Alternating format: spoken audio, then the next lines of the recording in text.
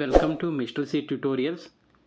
DSC ఎగ్జామ్స్లో certificate వెరిఫికేషన్కి ఏ సర్టిఫికేట్స్ తీసుకువెళ్ళాలి, అదేవిధంగా ఎవరు ఈ సర్టిఫికేట్స్ని రెడీ చేసుకోవాలి, ఇది క్వశ్చన్స్ అన్నిటికీ కూడా ఆన్సర్ అనేది ఈ వీడియోలో ఉండడం జరుగుతుంది.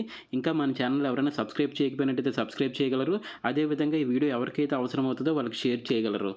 చాలామంది అడుగుతున్నారు, అసలు ఈ యొక్క సెలెక్ట్ అయిన తర్వాత ప్రొవిజనల్ లిస్ట్ వచ్చిన తర్వాత మనం ఏ సర్టిఫికేట్లు అనేవి అప్లోడ్ చేయాల్సి వస్తుందని చెప్పేసి వాళ్ళకి మన వెరిఫికేషన్కి వెళ్ళేటప్పుడు ఏ సర్టిఫికేట్స్ ఒరిజినల్స్ తీసుకెళ్ళాలి, ఏ ఇయర్వి తీసుకెళ్ళాలని అడుగుతున్నారు. దానికి సంబంధించింది ఈ వీడియో. అయితే ఒకటి గుర్తుపెట్టుకోండి, మేము సెలెక్ట్ అవ్వమని చెప్పేసి ఎవరు కూడా భావించి ఇప్పటి నుండే సర్టిఫికేట్స్ ఎందుకులే సెలెక్ట్ అయిన తర్వాత చూసుకుందాం అనే విషయంలో ఆ ఆలోచనలో ఉండకండి. ఎవరికైతే బోర్డర్ దాకా ఉన్నారో, ఎందుకంటే కట్ ఆఫ్స్ ఎవరు కూడా కరెక్ట్గా చెప్పలేని పరిస్థితిలో ఉంది. 70+ వచ్చిన వాళ్ళకి ఎలాగ వస్తుంది, 75+ వచ్చిన వాళ్ళకి వస్తుంది అంటే వాళ్ళకి ఎలాగ వస్తుంది, దాంట్లో ఏం డౌట్ లేదు. బట్ తర్వాత క్యాస్ట్ రిజర్వేషన్ బట్టి, తర్వాత ఉమెన్ కేటగిరీకి సంబంధించిన పోస్టులకు సంబంధించి ఇలా మార్క్స్ అనేవి దిగుతూ ఉంటుంది. అది ఎంతవరకు ఆగుతుంది అనేది పీడబ్ల్యూబీడీ క్యాండిడేట్కి సంబంధించి, ఎక్స్ సర్వీస్ మ్యాన్కి సంబంధించి ఈ విధంగా చివరికి వెళ్ళే కొద్దీ మార్క్స్ అనేవి తగ్గుతూ ఉంటాయి. సో ఇన్ని మార్కులకే జాబ్ వస్తుందని ఎవరూ కూడా చెప్పలేని పరిస్థితి. సో మీకు కాన్ఫిడెంట్ ఉంటే ఒక 60 మార్క్స్ దగ్గరికి వచ్చిన వాళ్ళు కూడా మ్యాక్సిమం ఈ సర్టిఫికేట్స్ అనేవి దగ్గర పెట్టుకోవడానికి ట్రై చేయండి. ఒకవేళ సెలెక్ట్ అవ్వకపోతే ఏమైతే కొన్ని జెరాక్స్లు వేస్ట్ అవుతాయి, అవి అప్పుడు ఒకవేళ మీరు సెలెక్ట్ అయిపోతే అప్పటికప్పుడు పరిగెట్టలేరు కదా సర్టిఫికేట్కి సంబంధించి. సో ఈ సర్టిఫికేట్స్ అనేవి ఈ ఎగ్జామ్కే కాదు, ఏ ఎగ్జామ్కైనా యూజ్ అవుతాయి కాబట్టి ఈ సర్టిఫికేట్స్ మ్యాక్సిమం అందరూ కూడా తీసుకొని ఉంచడానికి ట్రై చేయండి. అందులో ఒక 10 సర్టిఫికేట్స్ దాకా మనకు అవసరం అవుతాయి. ఏ డౌట్స్ ఉన్నాయి, ఏ సర్టిఫికేట్స్ అనేవి ఒక 1 by 1 చూద్దాం. ఫస్ట్ చూసినట్టయితే చాలామంది అడుగుతుంది క్యాస్ట్ సర్టిఫికేట్కి సంబంధించి ఎస్సీ, ఎస్టీ, బీసీ, ఈడబ్ల్యూఎస్ ఏ సంవత్సరం సబ్మిట్ చేయాలని అడుగుతున్నారు. దానికి సంబంధించి క్లారిటీగా ఇన్ఫర్మేషన్ ఇవ్వడం జరుగుతుంది. ఒక్కసారి వినండి. ఈ ఎస్సీ, ఎస్టీ, ఓబీసీ, బీసీ అంటే ఇక్కడ ఓబీసీ అంటే క్రిమీ లేయర్ సర్టిఫికేట్స్ ఉంటాయి కదా, నాన్ క్రిమీ లేయర్. 8 lakhs కంటే ఎక్కువ ఉంటే క్రిమీ లేయర్ అంటే వాళ్ళ యొక్క ఫ్యామిలీ ఇన్కమ్ అనేది 8 lakhs కంటే తక్కువ ఉంటే నాన్ క్రీమీ లేయర్ వస్తుంది. ఈ నాన్ క్రీమీ లేయర్ సంబంధించి ఓబీసీ సర్టిఫికేట్స్ అనేది ఇవ్వడం జరుగుతుంది. ఇప్పుడు మీ దగ్గర క్యాస్ట్ సర్టిఫికేట్ బీసీ ఉన్నప్పటికీ కూడా మీరు ఓబీసీ సర్టిఫికేట్ ఉంటేనే దీనికి ఎలిజిబుల్ అవుతారు. ఆ విషయం గుర్తుపెట్టుకోండి. ఓబీసీ సర్టిఫికేట్స్ ఖచ్చితంగా తీసుకోవాల్సి ఉంటుంది. అది కూడా 1 year. అంటే ఇప్పుడు మనకి ఆగస్టులో ఒకవేళ వెరిఫికేషన్ జరిగితే లాస్ట్ ఇయర్ ఆగస్ట్ తర్వాత తీసుకుంటే 2024 ఆగస్ట్ తర్వాత తీసుకున్న ఎస్సీ సర్టిఫికేట్, ఎస్టీ సర్టిఫికేట్కి ఎటువంటి ఇబ్బంది ఉండదు. ఈ ఓబీసీ సర్టిఫికేట్కి సంబంధించి కూడా 1 year వ్యాలిడిటీ ఉంటుంది. కాకపోతే మనకి ఎకనామికల్ ఇయర్ అనేది ఏప్రిల్ నుండి స్టార్ట్ అవుతుంది కాబట్టి ఆ ఏప్రిల్ తర్వాత తీసుకున్న ఓబీసీ సర్టిఫికేట్ ఉండాలి అని అడిగితే మాత్రం 2024కి సంబంధించి ఆ ఓబీసీ సర్టిఫికేట్ తీసుకోవాల్సి ఉంటుంది. ఈడబ్ల్యూఎస్కి సంబంధించి కూడా ఏప్రిల్ ముందు వరకు అంటే మనకి మార్చ్ 31st వరకు 2024-25 సర్టిఫికేట్ ఇస్తారు. అదేవిధంగా మనకి ఏప్రిల్ తర్వాత 25-26 సర్టిఫికేట్ అనేది ఇవ్వడం జరుగుతుంది. అయితే ఇది నోటిఫికేషన్ వచ్చింది ఫిబ్రవరి టైంలో కాబట్టి దానికి సంబంధించి 2024-25 సర్టిఫికేట్ అడుగుతారని అనుకుంటున్నాం. ఎందుకంటే నోటిఫికేషన్ వచ్చే టైంకి ఏ సర్టిఫికేట్ అయితే అవసరమో ఆ ఇయర్కి ఉన్న సర్టిఫికేట్ని మనం సబ్మిట్ చేయాల్సి ఉంటుంది.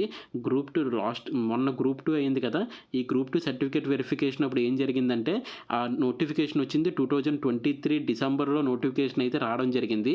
అయితే సర్టిఫికేట్ అనేది ఎప్పుడు తీసుకున్నా పర్వాలేదని చెప్పేసి ఈడబ్ల్యూ సర్టిఫికేట్స్ ఏం చేశారంటే దాని మెయిన్స్ ఎగ్జామ్ అనేది ఎప్పుడు కంప్లీట్ అయింది, ఫిబ్రవరిలో కంప్లీట్ అయింది కదా, 2025 ఫిబ్రవరిలో కంప్లీట్ అయింది. 2025 ఫిబ్రవరి కంప్లీట్ అయిన తర్వాత 2025-26కి సంబంధించిన ఈడబ్ల్యూ సర్టిఫికేట్ అనేది వెరిఫికేషన్ తీసుకెళ్లారు. బట్ అది వ్యాలిడ్ అవ్వలేదు. వాళ్ళు ఏమి సర్టిఫికేట్ అడిగారంటే 2023లో మీ నోటిఫికేషన్ ఇచ్చాం కాబట్టి 2023-24 ఈడబ్ల్యూ సర్టిఫికేట్ మాకు సబ్మిట్ చేయండి అని అడిగారు.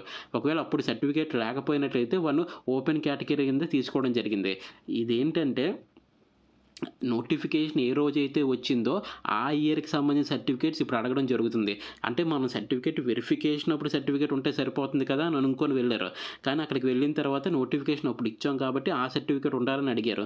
లేని వాళ్ళు ఓపెన్ కేటగిరీలో తీసుకుంది. దానివల్ల చాలామంది నష్టపోయే అవకాశం కూడా ఉంది. మ్యాక్సిమం చాలామంది దగ్గర ఉంది కాబట్టి సరిపోయింది, లేకపోతే కష్టమవుతుంది.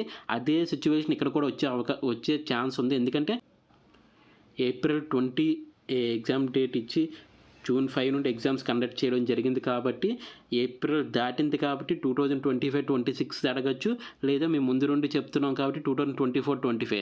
సో ఈ 2 సర్టిఫికేట్లు కూడా ఉంచండి. ఒకవేళ లేకపోయినట్లయితే 25-26 రీసెంట్గా తీసుకున్నదే ఉంచండి. ఎందుకంటే ఇది గవర్నమెంట్ అనేది చాలా ప్రెస్టీజియస్గా తీసుకుంది కాబట్టి మ్యాక్సిమం సర్టిఫికేట్స్ అనే దగ్గర లిబరాలిటీ అనేది ప్రదర్శించడం జరుగుతుంది. ఒకవేళ పాతదున్న దాన్ని కూడా యాక్సెప్ట్ చేస్తారు, 25-26 కొత్తది ఉన్నా సరే యాక్సెప్ట్ చేస్తారు. ఇప్పుడు సచివాలయాలకు సంబంధించి ఈ సర్టిఫికేట్స్ అనేవి ఇష్యూలో సర్టిఫికేట్ ఇష్యూస్ సచివాలయం నుండి జరుగుతున్నాయి కదా, వాళ్ళకి ట్రాన్స్ఫర్స్ వల్ల కొత్త సచివాలయం స్టాఫ్ అనేది రావడం జరుగుతుంది. సో వాళ్ళు కొంత క్లమ్జీగా ఉన్నారు. ఈ టైంలో మనకి సర్టిఫికేట్స్ కావాలంటే కొంత ఎక్కువ టైం పట్టే అవకాశం ఉంది. సో ముందుగానే మీరు సర్టిఫికేట్స్ అనేవి తీసుకున్నట్టయితే ఆ టైంకి రెడీగా ఉంటుంది. ఇప్పుడు అప్లై చేసినా సరే ఒక 2 వీక్స్లో వచ్చేసే అవకాశం ఉంది. సో ఎవరి దగ్గరికి అయితే సర్టిఫికేట్ లేదో వాళ్ళు ఖచ్చితంగా అప్లై చేసుకోండి. ఎస్సీ ఎస్టీ అనేది 1 ఇయర్ దాటితే వ్యాలిడ్లో ఉండవు. సో వాటిని రీఇష్యూ అయినా చేస్తారు. అంటే వెంటనే 5 మినిట్స్లో ఆధార్ కార్డ్ తీసుకొని సర్టిఫికేట్స్ ఇచ్చేస్తారు. సో ఎస్సీ ఎస్టీ సర్టిఫికేట్ ఆ విధంగా తీసుకొని ఉంచండి. ఓబీసీ సర్టిఫికేట్ తీసుకోండి. ఈడబ్ల్యూఎస్ 24-25, 25-26 ఈ 2 కూడా దగ్గరలో పెట్టుకోండి. ఓబీసీ సర్టిఫికేట్ కూడా ఆ విధంగా ఉంచుకోండి. ఈ సర్టిఫికేట్ అంటే ఏ ఒక్కటి కూడా లేదు అని వెనక్కి రాకుండా ఉండడానికి వీటన్నిటిని రెడీ చేసి పెట్టుకోండి. ఇది ఈ ఎగ్జామ్కే కాదు, ఈ ఇయర్లో జరిగే ఏ ఎగ్జామ్కైనా, ఈ కోర్ట్ ఎగ్జామ్స్కైనా లేకపోతే ఏపీపీఎస్సీ యొక్క ఫారెస్ట్ బీట్ ఆఫీసర్ ఎగ్జామ్స్కైనా దేనికైనా సరే ఈ సర్టిఫికేట్స్ అనేవి యూజ్ అవుతాయి. సో మీరు ఇప్పుడు తీసుకున్నప్పుడు మేము సెలెక్ట్ అవ్వం కదా మేము తీసుకోమని అనుకోకండి, ఖచ్చితంగా తీసుకొని ఉంచండి. ఇవి గవర్నమెంట్ స్కీమ్స్కి రాబోయే నిరుద్యోగ భృతి ఒకవేళ వస్తే దానికి సంబంధించి కానీ ప్రతి దానికి సర్టిఫికేట్స్ అనేవి యూజ్ అవుతాయి. సో ఈ ఒక్కసారి తీసుకొని ఏమీ వేస్ట్ అవ్వు. అదేవిధంగా క్యాస్ట్ సర్టిఫికేట్ ఇప్పుడు దాకా లేకపోతే క్యాస్ట్ సర్టిఫికేట్ చేయించుకోండి. ప్రతిసారి దాన్ని రీఇష్యూ చేయించుకుంటూ వెళ్ళవచ్చు. సో ఇవన్నీ కూడా యూజ్ఫుల్గానే ఉంటాయి, ఒక్కసారి గమనించగలరు. నెక్స్ట్ చూసినట్టయితే ఆధార్ కార్డుకి సంబంధించిన డౌట్ ఎక్కువ మంది అడుగుతున్నారు. ఆధార్ కార్డులో డీటెయిల్స్ మార్పులు చేశారు, వ్యాలిడ్ అవుతుందని అడుగుతున్నారు. అంటే ఇప్పుడు డేట్ ఆఫ్ కొంతమంది అడ్రస్ మార్పు చేశారు. మేము ఒక్క దగ్గర అడ్రస్ ఉన్నప్పుడు డిఎస్సికి అప్లై చేసాం సార్, ఇప్పుడు కొత్త అడ్రస్లో మార్పు చేసాం, ఏమైనా తేడా వస్తుందంటే అటువంటి తేడా ఏం లేదు. మనకి ఆధార్ కార్డ్ అడ్రస్ ప్రకారము లొకాలిటీ అనేది వాళ్ళు డిసైడ్ చేయరు. మన యొక్క ఎడ్యుకేషన్ అనేది 4th to 10th study certificate ప్రకారమే మన లొకాలిటీ అనేది డిసైడ్ చేస్తారు కాబట్టి ఆధార్ కార్డ్ అడ్రస్తో పెద్ద ప్రాబ్లం అనేది ఉండదు. అదేవిధంగా ఒకవేళ నేమ్ చేంజ్ చేశారనుకో, ఎవరికైనా మ్యారేజ్ అయ్యి వాళ్ళ యొక్క హస్బెండ్ ఇంటి పేరును మార్చుకున్నట్టయితే వాళ్ళు ఖచ్చితంగా మ్యారేజ్ సర్టిఫికేట్ అనేది అక్కడ ప్రొడ్యూస్ చేయాల్సి ఉంటుంది. ఆ విధంగా ఉంటాయి. ఇవి ఖచ్చితంగా ఆధార్ కార్డులో మార్పులు జరిగినంత వరకు వ్యాలిడ్ అవ్వకుండా పోవు. కాకపోతే కరెక్ట్ సర్టిఫికేట్స్ అనేవి మనం అక్కడ ప్రొడ్యూస్ చేయాలి. మ్యారేజ్ అయితే మ్యారేజ్ సర్టిఫికేట్ ఖచ్చితంగా ఉండాలి ఒకవేళ పేరు మార్చినట్టయితే. అదేవిధంగా ఇంకా ఆధార్ కార్డుకి సంబంధించి డేట్ ఆఫ్ బర్త్ అడుగుతున్నారు. Date of birth me 10th class mark లిస్ట్లో ఉన్న డేట్ ఆఫ్ బర్త్నే వాళ్ళు మీ యొక్క ఏజ్ ప్రూఫ్గా పరిగణించడం జరుగుతుంది. ఆధార్ కార్డులో మీరు డేట్ మార్చేసి కొంతమంది మార్చుకుంటూ ఉంటారు కదా, దాన్ని డేట్ ఆఫ్ బర్త్గా తీసుకోరు. దాన్ని ఆ ప్రూఫ్ కంటే కూడా 10th క్లాస్ మార్కు లిస్ట్ ప్రూఫ్నే తీసుకుంటారు. ఎందుకంటే ఈ డేట్ ఆఫ్ బర్త్కి సంబంధించి ఇప్పుడు ఇద్దరు క్యాండిడేట్స్ ఉన్నారండి, ఇద్దరు క్యాండిడేట్స్కి సేమ్ మార్క్స్ వచ్చాయి అనుకోండి, కొంత క్రైటీరియా ఇచ్చారు. వాళ్ళకి ఏజ్ కూడా ఒక క్రైటీరియా కింద ఇవ్వడం జరిగింది. ఇప్పుడు ఇద్దరికి సేమ్ మార్క్స్ వచ్చాయి, ఒకరు ముందు పుట్టారు తర్వాత ఇంకొకరు పుట్టారు. ఆ డేట్ ఆఫ్ బర్త్ని ఏ విధంగా చూసుకుంటారంటే 10th క్లాస్ మార్క్ లిస్ట్ ఆధారంగా చూస్తారు. ఆధార్ కార్డులో మీ ఇద్దరికి తేడా అనేది మీకు ఎక్కువగా ఉందనుకోండి, నాకు జాబ్ ఇవ్వలేదని మళ్ళీ మీరు అడుగుతారు కదా, దానికి ప్రామాణికంగా మనకి 10th క్లాస్ మార్క్ లిస్టే తీసుకుంటారు. ఇక్కడ ఆధార్ కార్డులో డేట్ ఆఫ్ బర్త్ మార్పు చేసినంత మాత్రంలో పెద్ద ఇష్యూ అయితే కాదు, మీరు అది గమనించగలరు. ఆధార్ కార్డ్ని ప్రామాణికంగా తీసుకోరు. డేట్ ఆఫ్ బర్త్ సంబంధించి ఎస్ఎస్సీని ప్రామాణికంగా తీసుకోవడం అనేది జరుగుతుంది. తర్వాత ఇంటి పేరుకి సంబంధించి చెప్పడం జరిగింది కదా, అదేవిధంగా అడ్రస్ మార్పుకి సంబంధించి చెప్పడం జరిగింది. ఇది ఆధార్ కార్డు కొన్ని డౌట్స్. నెక్స్ట్ చూసినట్టయితే నెక్స్ట్ ఏ క్వశ్చన్ అడుగుతున్నారంటే ఈ సర్టిఫికేట్ సంబంధించి డిగ్రీ సర్టిఫికేట్ అంటే ప్రొవిజనల్ సరిపోతుంది, ఓడి కూడా కావాలా? ఇది ఇద్దరికి డిఎడ్ చేసిన వాళ్ళకి తర్వాత బిఎడ్ చేసిన వాళ్ళు ఇద్దరు కూడా అడుగుతున్నారు. వీళ్ళకి ఏంటంటే ప్రొవిజనల్ ఉండాలి, ఓడి కూడా మ్యాక్సిమం ఈ ఇయర్ చేసిన వాళ్ళకైతే ఓడి రాదు, కానీ లాస్ట్ ఇయర్ చేసిన వాళ్ళకైతే ఓడి వచ్చేస్తుంది. కాబట్టి ఖచ్చితంగా అందరి దగ్గర ఓడీస్ అయితే ఉండాల్సి ఉంటుంది. వాటి ప్రొవిజనల్ పక్కన పెడతారు, తర్వాత ఓడి కూడా ఇవ్వాలి. ఇంటర్మీడియట్ది మార్క్ లిస్ట్ అడుగుతారు, ఇంటర్మీడియట్ మార్క్ లిస్ట్, ఎందుకంటే 55% మార్క్స్ ఉండాలి అని చెప్పేసి నిబంధన పెట్టడం జరిగింది కాబట్టి 45% మార్క్స్ పెట్టాలని నిబంధన పెట్టడం జరిగింది కదా. ఇలా పర్సంటేజ్ మార్క్స్ అనేవి ఇవ్వడం వల్ల ఏంటంటే ఇంటర్మీడియట్ మార్క్ లిస్ట్ ఉండాలి, దాని ప్రొవిజనల్ ఉండాలి, దాని యొక్క ఓడి కూడా ఉండాలి. అదేవిధంగా డిఎడ్కి సంబంధించింది కూడా ఆ విధంగానే ఉండాలి. అదే టీజీటీలకి పీజీటీలకి బిఎడ్తో పాటు మీరు డిగ్రీ చేస్తారు కదా, డిగ్రీకి సంబంధించిన సర్టిఫికేట్స్ ఉండాలి. అదేవిధంగా పీజీకి సంబంధించిన ఓడి, పీజీకి సంబంధించిన మార్క్ మేమో ఇవి కూడా ఉండాల్సి ఉంటుందనమాట. మొత్తం అన్నీ కూడా మీ దగ్గర ఉండాల్సిందే. ఒకవేళ లేకపోతే వెంటనే ఓడీకి అప్లై చేయండి. అదేవిధంగా మాక్సిమం ప్రొవిజనల్ సర్టిఫికేట్స్‌తో వాళ్ళు యాక్సెప్ట్ చేస్తారు. కానీ ఎందుకైనా మంచిదని ఓడీ ఖచ్చితంగా ముందు పెట్టుకోండి. ఇప్పుడు కాకపోయినా ఎప్పటికైనా సరే ఉంటుంది. ఎందుకంటే ఇప్పుడు ఓడీ అప్లై చేయలేదనుకో, ఈ ఇయర్ ఒక రేట్ ఉంటది. నెక్స్ట్ ఇయర్‌కెళ్ళేసరికి ఓడీ కాస్ట్ పెరుగుతది. ఇంకా ఇయర్స్ పెరుగుతున్న కొద్దీ ఆ ఓడీ కాస్ట్ పెరిగిపోతూ ఉంటది. అదే ఒకసారి తీసుకున్నారనుకోండి, ఒకవేళ మీ దగ్గర పోయినా రీఇష్యూ చేయించుకోవడానికి కూడా అవకాశం అయితే ఉంటుంది. సో, ఎవరి దగ్గర అయితే లేదో అవన్నీ సర్టిఫికేట్స్ అయితే రెడీ చేసుకోండి. నెక్స్ట్ క్వెషన్ ఏం అడుగుతున్నారంటే స్టడీ సర్టిఫికేట్స్. ఇది చాలా చాలా ఇంపార్టెంట్. స్టడీ సర్టిఫికేట్స్ చాలా మంది డౌట్ ఇదే. అసలు డీఎస్సీ అప్లికేషన్ ఫామ్స్ మనం ఫామ్ ఫిలప్ చేసాం కదా! అప్పుడే మీకు అన్ని సర్టిఫికేట్స్ అప్లోడ్ చేయండి. ఆ సర్టిఫికేట్స్ అప్లోడ్ చేస్తేనే మీకు హాల్ టికెట్స్ వస్తాయని ఒక రూల్ కూడా పాస్ చేశారప్పుడు. ఎందుకంటే డైరెక్ట్‌గా వాళ్ళకి బేగా వర్క్ అవుతుందని. కానీ అందరూ కూడా అడగడం వల్ల స్కూల్స్ కూడా హాలిడేస్ ఉండడం వల్ల ఆ టైంలో కొంతవరకు వెసులుబాటు ఇచ్చి మీరిప్పుడు సర్టిఫికేట్స్ అప్లోడ్ చేయకపోయినా సర్టిఫికేట్ వెరిఫికేషన్ అప్పుడు సర్టిఫికేట్స్ ఉండాలని చెప్పారు కదా! అయినప్పటికీ కూడా కొంతమంది ఇంకా తీసుకోలేదంటున్నారు. స్టడీ సర్టిఫికేట్‌కి సంబంధించి ఏ క్లాస్ నుండి ఉండాలని అడుగుతున్నారు. ఫస్ట్ టు 10th ఉంటే మంచిది. ఇంకా 4th టు 10th అనేది మన లొకాలిటీ అనేది డిసైడ్ చేస్తది కాబట్టి ఇవి ఖచ్చితంగా ఉండాల్సిందే. స్టడీ సర్టిఫికేట్ లేకపోయినట్టయితే ముందు మీరు మీ స్కూల్‌కి వెళ్లి స్టడీ సర్టిఫికేట్ తీసుకోండి. ఒకవేళ స్టడీ సర్టిఫికేట్స్ అనేది స్కూల్‌లో ఇవ్వకపోవడం అనేది ఉండదు. మీ యొక్క అడ్మిషన్ నంబర్ ఉంటది కాబట్టి అడ్మిషన్ నంబర్ ఆధారంగా మీకు స్టడీ సర్టిఫికేట్ అనేది ఇష్యూ చేయడం అనేది జరుగుతుంది. అది పెద్ద ఎక్కువ టైం అయితే తీసుకోరు. కానీ స్టడీ సర్టిఫికేట్స్ ఉంటేనే మీ లోకల్ డిస్ట్రిక్ట్ అనేది మీకు అసైన్ చేయడం జరుగుతుంది. ఒక్కొక్కరు ఒక్కోదే చదివితే అది అవ్వదు. అదేవిధంగా రెసిడెన్స్ సర్టిఫికేట్ కూడా ఉంటది. ఒకవేళ మీ స్కూల్స్ అనేవి ఒక దగ్గర ఉన్నాయనుకోండి, ఈ రెసిడెన్స్ సర్టిఫికేట్ అనేది మీరు ఎంఆర్ఓ ఆఫీస్ నుండి తీసుకున్నట్టయితే మీరు ఆ లోకల్‌కి చెందిన వారిగా పరిగణించడం జరుగుతుంది. రెసిడెన్స్ సర్టిఫికేట్ కూడా తీసుకోవచ్చు. మాక్సిమం స్టడీ ఒక్కొక్కరు ఒక్కో స్కూల్ ఇప్పుడు 1-3 వరకు ఒక దగ్గర చదివి 4-6 వరకు ఒక దగ్గర చదివి అలా చేస్తుంటారు. కాకపోతే ఒక్కొక్కరు ఒక సంవత్సరమే చదువుతారు ఒక్కో స్కూల్‌లో.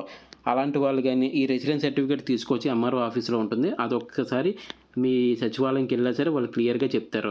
ఒకవేళ స్టడీ సర్టిఫికేట్‌కి వెళ్తారు. స్కూల్ క్లోజ్ అయిపోయిందనుకోండి. చదివిన స్కూల్ క్లోజ్ అయిపోతే స్టడీ సర్టిఫికేట్ గాని మిగిలిన సర్టిఫికేట్స్ గాని ఎలా అప్లై చేయాలని చాలామంది అడుగుతున్నారు. ఎందుకంటున్నానంటే ఇప్పుడు గవర్నమెంట్ స్కూల్స్ అయితే పర్వాలేదు. ఇప్పుడు ప్రైవేట్ స్కూల్స్ ఉన్నాయనుకోండి. ఈ ప్రైవేట్ స్కూల్స్‌కి సంబంధించి ఎప్పుడో మనం ఒక 10 ఇయర్స్ క్రితం మీరు ఇంటర్మీడియేట్ కంప్లీట్ చేశారు. ఒక 12 ఇయర్స్ క్రితం మీరు 10th క్లాస్ ఎస్ఎస్‌సి కంప్లీట్ చేశారనుకోండి.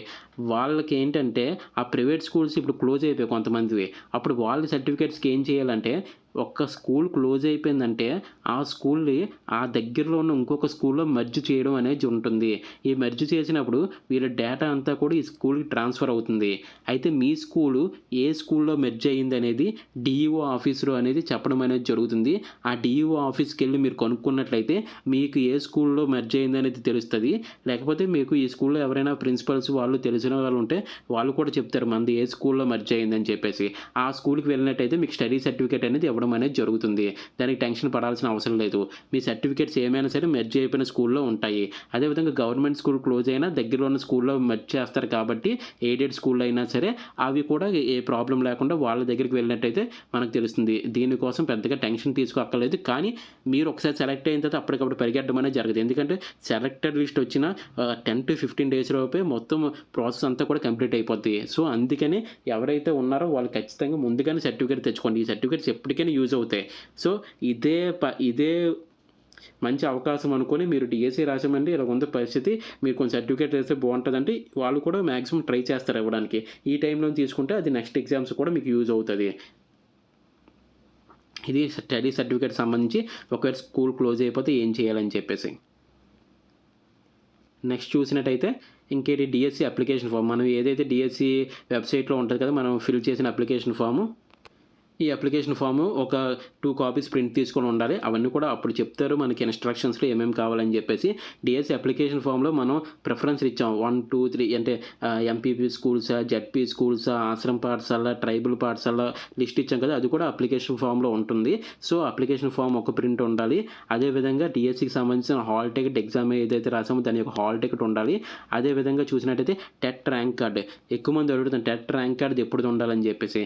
టెట్ ర్యాంక్ కార్డు మీరు డీఎస్సీ అప్లై చేసినప్పుడు ఏ టెట్‌దైతే ఏ ఇయర్‌ది 2017లో టెట్ అయింది, 2018లో టెట్ అయింది, 22, 24 కూడా టెట్ అయింది కదా, ఆ టెట్లో మీరు ఏ టెట్ యొక్క మార్క్స్ అనేవి డిఎస్సి అప్లికేషన్లో ఫిల్ చేశారో ఆ టెట్ యొక్క ర్యాంక్ కార్డ్ ఉండాలి. ఇది వెబ్సైట్లో అందుబాటులో ఉంది. ఎవరైనా డౌన్లోడ్ చేసుకోకపోతే మళ్ళీ డౌన్లోడ్ చేసుకోండి. అదేవిధంగా కొంతమంది సీటెట్ కూడా ఎలిజిబిలిటీతో రాశారు. వాళ్ళు కూడా ఆ సీటెట్ యొక్క ర్యాంక్ కార్డ్ని దగ్గర పెట్టుకోవాల్సి ఉంటుంది. ఏమేమి సర్టిఫికేట్స్ కావాలంటే ఇవన్నీ కూడా కావాలి. డిఎస్సి అప్లికేషన్ కావాలి, హాల్ టికెట్ కావాలి, ఈ యొక్క టెట్కి సంబంధించిన స్కోర్ కార్డు కూడా అవసరం అవుతుంది. అదేవిధంగా స్టడీ సర్టిఫికేట్స్ కావాలి, అదేవిధంగా ఓడి ప్రొవిజనల్ సర్టిఫికేట్ మార్క్స్ మేము వాటికి సంబంధించిన సర్టిఫికేట్లు కావాలి. తర్వాత Aadhaar card, SSC certificate, intermediate certificate ఎలాగా ఉంటాయి కాబట్టి ఇవే డేట్ ఆఫ్ బర్త్ ప్రూఫ్ కింద రావడం అనేది జరుగుతుంది. ఈ విధమైన సర్టిఫికేట్స్ అన్నీ కూడా క్యాస్ట్ సర్టిఫికేట్కి సంబంధించి కానీ, ఓబీసీ కానీ, ఈడబ్ల్యూఎస్ సర్టిఫికేట్లు కూడా రెడీ చేసుకోవాల్సి ఉంటుంది. దీంతోపాటు ఏం చేయాలంటే కొంతమంది డౌట్ ఏంటంటే ఈ సర్టిఫికేట్స్ అంటే సరిపోతాయి. ఇంకొక డౌట్ ఏంటంటే ఒరిజినల్ సర్టిఫికేట్స్ నామినేషన్ చేయించారంట, అవి వ్యాలిడ్ చేస్తారని అడుగుతున్నారు. మీరు ఎప్పుడైనా గుర్తుపెట్టుకోండి, ఎప్పుడు కూడా ఒరిజినల్ సర్టిఫికేట్స్ అనేవి లామినేషన్ చేయకూడదు.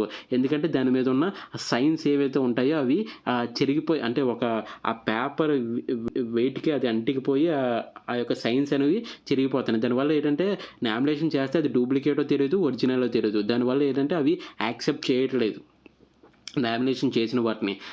మీకు ఎప్పుడైనా ఒరిజినల్ సర్టిఫికేట్ని కలర్ ప్రింట్ తీసుకొని దాన్ని లామినేషన్ చేసుకోండి. ఒరిజినల్ సర్టిఫికేట్ ఎప్పుడు కూడా లామినేషన్ చేయకూడదు. ఒకవేళ చేసినట్టయితే పెద్ద ప్రాబ్లం అయితే రాదు, కానీ వాళ్ళకి కన్విన్స్ చేసినట్టు మీరు అక్కడికి వెళ్ళి మేము ఈ విధంగా చేస్తామని చెప్పినట్టయితే కొంతవరకు కన్సిడర్ చేసే అవకాశం అయితే ఉంది. మ్యాక్సిమం చాలామంది చేయరు, ఎవరో ఒకరు ఇద్దరు కాబట్టి దానికి సంబంధించి వాళ్ళు ఒక్కసారి వెరిఫై చేస్తారు. వీళ్ళు విధంగా జెన్యూన్గా చదివారా లేదా ఇది డూప్లికేట్ సర్టిఫికేట్ అని చెప్పేసి ఓకే అనుకుంటే దాన్ని యాక్సెప్ట్ చేస్తారు. దానిలో ఏం ప్రాబ్లం లేదు. అది ఒకసారి చూడండి. నెక్స్ట్ ఏంటంటే సర్టిఫికేట్స్ పోతే ఏం చేయాలి, డూప్లికేట్స్ ఎలా తీసుకోవాలి, డూప్లికేట్లు ఎలా చేస్తారని అడుగుతున్నారు. సర్టిఫికేట్స్ పోతే ఏం చేయాలంటే మీరు సర్టిఫికేట్స్ పోగానే మీరు ఏదో డూప్లికేట్ అంటే ఇప్పుడు కలర్ జెరాక్స్ తీసేసి నా సర్టిఫికేట్స్ పోయాయి కాబట్టి దీన్ని తీసుకొచ్చారంటే దాన్ని యాక్సెప్ట్ చేయరండి. అది డూప్లికేట్ అవ్వదు. అది మీరు ఫేక్ చేసిన సర్టిఫికేట్, అది ఫేక్ సర్టిఫికేట్ లాగా అయిపోద్ది. ఎందుకంటే మీదే, కాకపోతే మీరు కలర్ జెరాక్స్ తీసారు, అందు మీద ఒక హాలోగ్రామ్ ఉంటుంది. మీరు ఎప్పుడైనా చూసారో లేదో, ఆ హాలోగ్రామ్ ఉంటుంది, అది ఒరిజినల్ సర్టిఫికేట్ లాంటిది. మీరు సర్టిఫికేట్ మీరు మామూలుగా వాడుకోవడానికి కలర్ జెరాక్స్ ఉపయోగపడతాయి, కానీ ఈ సర్టిఫికేట్ వెరిఫికేషన్ జరుగుతున్నప్పుడు ఖచ్చితంగా హాలోగ్రామ్స్తో సహా అది ఒరిజినలా కాదా అని చెక్ చేస్తారు. సో అక్కడ మీరు దొరికిపోయే అవకాశం ఉంది. డూప్లికేట్ అంటే అవకాశం ఏంటి, ఖచ్చితంగా దాన్ని యాక్సెప్ట్ కూడా చేయరు. అది డూప్లికేట్ అవ్వదు. డూప్లికేట్ ఏమవుతుందంటే ఒకవేళ మీరు సర్టిఫికేట్స్ పోతే వెంటనే మీ దగ్గరలో ఉన్న పోలీస్ స్టేషన్కి వెళ్ళాలి. పోలీస్ స్టేషన్కి వెళ్ళి అక్కడ కంప్లైంట్ చేయాలి, ఎఫ్ఐఆర్ నమోదు చేయాలి.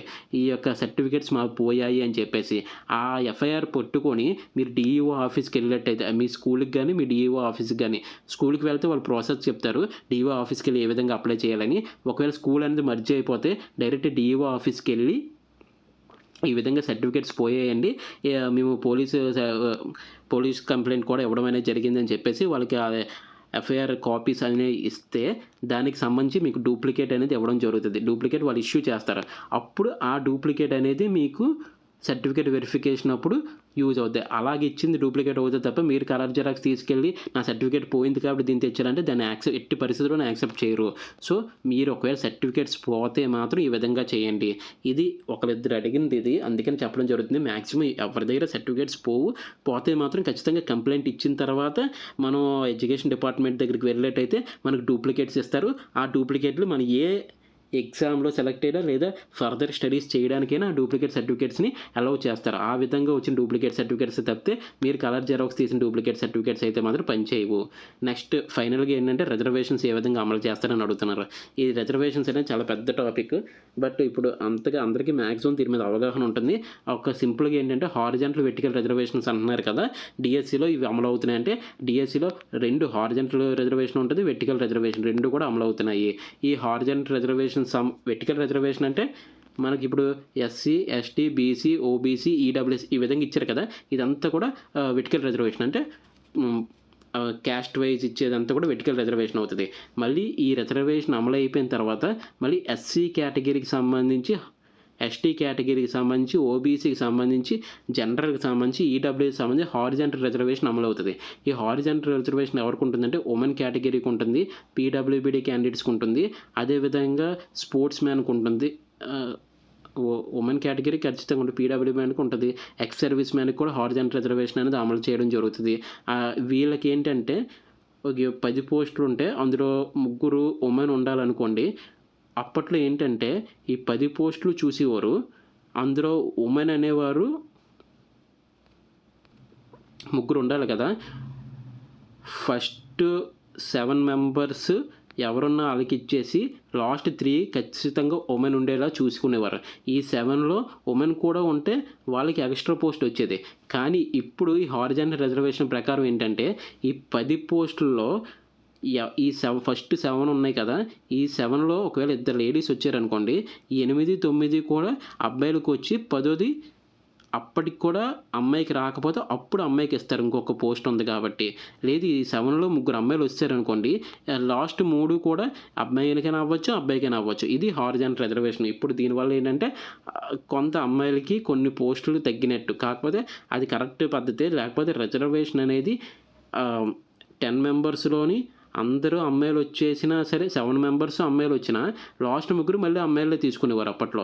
ఇక్కడ 7 అమ్మాయిలొచ్చినా లాస్ట్ ముగ్గురు అమ్మాయిలొచ్చేవారు. కానీ ఇప్పుడు ఈ 7లో ముగ్గురు అమ్మాయిలొచ్చినా లాస్ట్ ముగ్గురు అమ్మాయిలు తీసుకోవాల్సిన అవసరం లేదు. ఆ ముగ్గురు జంట అయినా అవ్వచ్చు, లేడీ అయినా అవ్వచ్చు. ఎవరైనా తీసుకోవచ్చు. ఈ విధంగా హారిజాంటల్ రిజర్వేషన్ అనేది అమలవుతది. ఈ హారిజాంటల్ రిజర్వేషన్ అనేది పీడబ్ల్యూబీడీ క్యాండిడేట్స్‌కి, ఎక్స్ సర్వీస్ మ్యాన్స్‌కి, ఉమెన్‌కి వీళ్ళకి ఉండడం జరుగుతుంది. వెర్టికల్ రిజర్వేషన్ అంటే మీకు మామూలుగా ఎస్సీ, ఎస్టీ, బీసీ, ఈడబ్ల్యూఎస్ సంబంధించింది. ఈ విధంగా రిజర్వేషన్స్ అనేవి అమలు చేయడం అయితే జరుగుతుంది. సర్టిఫికేట్స్ అనేవి అర్థమయ్యాయి కదా! ఏ సర్టిఫికేట్స్ కావాలని చెప్పేసి వీటిని మాత్రం రెడీ చేసుకొని ఉంచండి. మాక్సిమం బోర్డర్‌లో ఉన్న వాళ్ళు కూడా తీసుకొని ఉన్నట్లయితే అప్పుడు సర్టిఫికేట్ వెరిఫికేషన్ ఎక్కువ టైం ఇవ్వరు కాబట్టి అప్పుడు హరీబరీగా వెళ్ళాల్సిన అవసరం అయితే ఉండదు. ఇది ఈ సర్టిఫికేట్‌కి సంబంధించి ఇంకా మీకు ఏమైనా డౌట్స్ ఉంటే కింద కామెంట్ చేయండి. మాక్సిమం వాటిని క్లారిఫై చేయడానికే ట్రై చేస్తాము. ఈ వీడియో ఎవరికి ఎప్పటిదాకా చూసారంటే మనకి ఎంతో కొంత నచ్చే ఉంటుంది. సో ఈ వీడియో ఎవరికైతే అవసరం అవుతుందో వాళ్ళకి షేర్ చేయగలరు. అదేవిధంగా ఇంకా ఛానల్ సబ్స్క్రైబ్ చేయకపోయినా అయితే సబ్స్క్రైబ్ చేయగలరు. థ్యాంక్ యూ సో మచ్ అండి. జై హింద్.